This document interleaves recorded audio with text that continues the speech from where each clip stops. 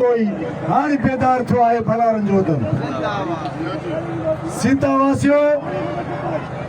अॼु तव्हां पंहिंजे दरिया पंहिंजे वतन पंहिंजे ईंदड़ नस्लनि जी जेकी जंग जोटी आहे तव्हांजी जुरियतुनि खे सलाम आहे अॼु सॼी सिंध सम्झे थी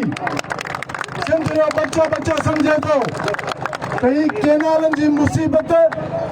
सिंध जे मथां कंहिं मड़ी आहे सिंध जे मथां ही केनालनि जी मुसीबत कंहिं मड़ी आहे सीता वासियो सिंध जो दुश्मन केरु आहे सिंध जो गद्दार केरु आहे उन करे इहो वाइदो करे छॾियो त गद्दारनि जो पीछो करणो आहे ये कहिड़ा बि रूप में अचनि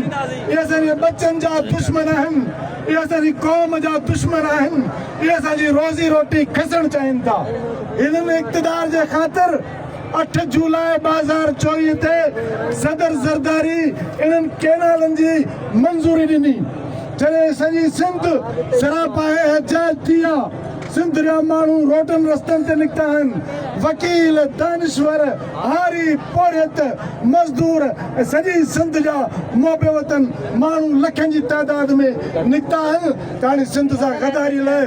करारदादूं पेश करे रहिया आहिनि असेंबलियुनि में मुराद अली शाह जेकी करारदाद पेश कई आहे उहा ख़ुदि धोखो आहे उहो चए थो त असां वफ़ाक़ खां मुतालबो था कयूं त असां सां ॻाल्हियूं कयो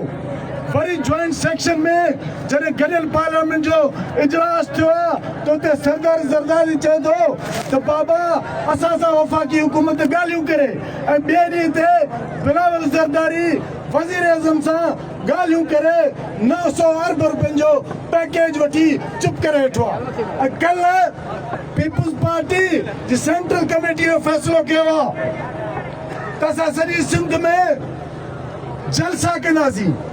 शर्म हूंदो आहे को हया हूंदो आहे तव्हां सिंध जे मथां ही मुसीबत मड़ी आहे इक़्तिदार में तव्हां वेठा आहियो हाणे जुलूस बि तव्हां कढंदव हाणे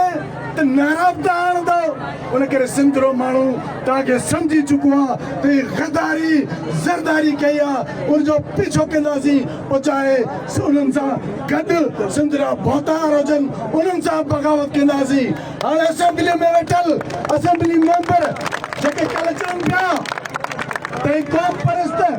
पंहिंजी सियासत जो दुकान खोलाए ऐं असांजे ख़िलाफ़ मज़ाक़ था कनि अॼु उहे गोरीला थी विया आहिनि चवनि था त असां बम आणंदासीं असांखे ख़बर आहे सरदारो तव्हां केतिरा गैरतमंद आहियो असांखे ख़बर आहे ही सिंध जा जेके पहिरें उगड़ माण्हू ही सिंध सां इश्क कंदड़ ही ॻाढ़े झंडे जा माण्हू तव्हांजो घेरो कयो अथनि तव्हांजी रस्ता रोकई अथनि त हाणे तव्हां ॻाल्हाइणु शुरू कयो आहे पर यादि रखी छॾियो ही मुसीबत असांजे मथां टरी न आहे हिन मुसीबत खे मुंहुं ॾियण लाइ जुरियत सां हिमत सां बदीअ सां ऐं महिनत सां हिननि जो पीछो करणो आहे छाकाणि त असांजे नस्लनि जी जंग आहे जेकर असां हिन जंग में शिकस्त खाईंदासीं त पोइ सिंध जे माण्हुनि खे हिननि अॻु में ई फ़क़ीर ऐं पेनू बनाए छॾियो आहे पोइ पाण पिनण ते मजबूर थींदासीं उन करे पिनण खां बहितर आहे त मरूं मरी विढ़ंदासीं जंग कंदासीं पर पंहिंजो दरिया बचाईंदासीं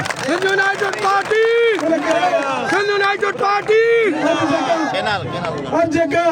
केनालनि जे ख़िलाफ़ सैयद ज़ैन शाह जेका चिणक ॿारी आहे उहो मच ॿरी पियो आहे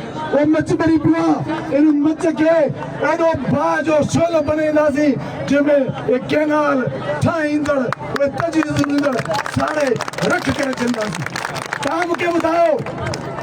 त जॾहिं चोलिस्तान केनाल ते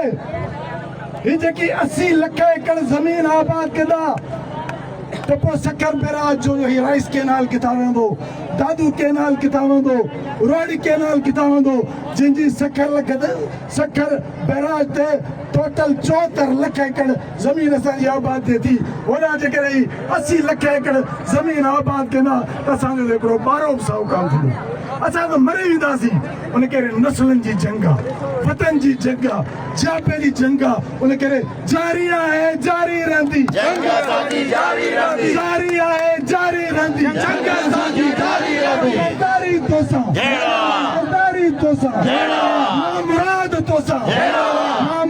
तोसां दोस्तनि जी वॾी महिरबानी तव्हां सिक सां